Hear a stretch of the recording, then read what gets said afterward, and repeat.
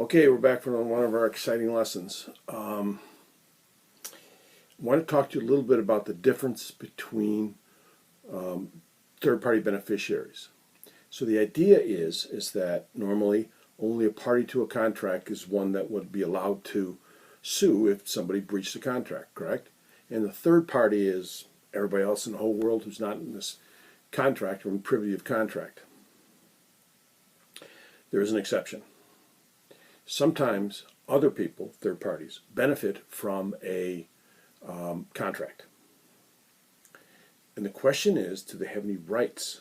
If that contract is breached, could they bring a cause of action, sue somebody over the breach? The answer is, it depends.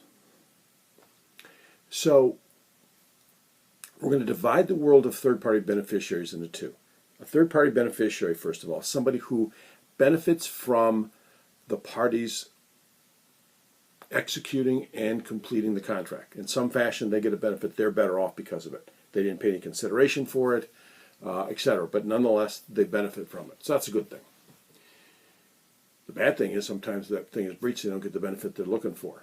So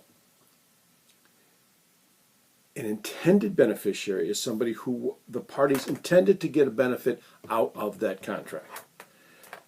Example, let's say that you buy a set of 10 guitar lessons for your nephew, for him to learn to play the guitar.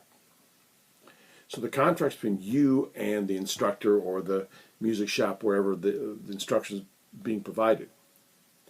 Your nephew benefits from it because we want him to have those lessons. So he's the intended beneficiary. That's why we did pay for those lessons. We want him to learn, right? And so to break this up, by the way, you're in the guitar section of the office here, okay? Yeah, I know. Whatever.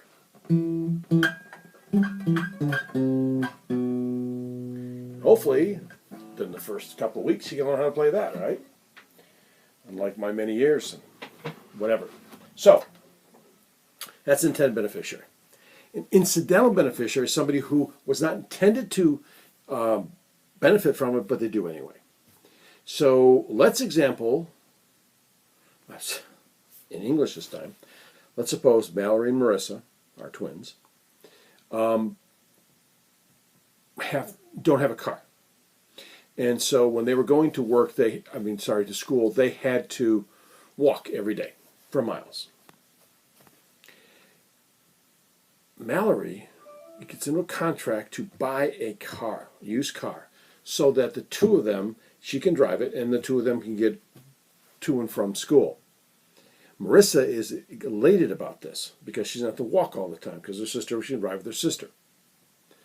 However, the contract itself was not intended to benefit Marissa. It was Mallory's deal to try and buy the car from wherever the seller was. So while Marissa would benefit because she wanted to get a ride to school, it wasn't intended to benefit her. It was simply Mallory buying a car. So while she would benefit if the deal went through, she's only incidental. And if that deal doesn't go through, and Mallory doesn't insist that they perform, Marissa cannot have the right to go sue somebody. So that's the difference between incidental versus intended beneficiaries.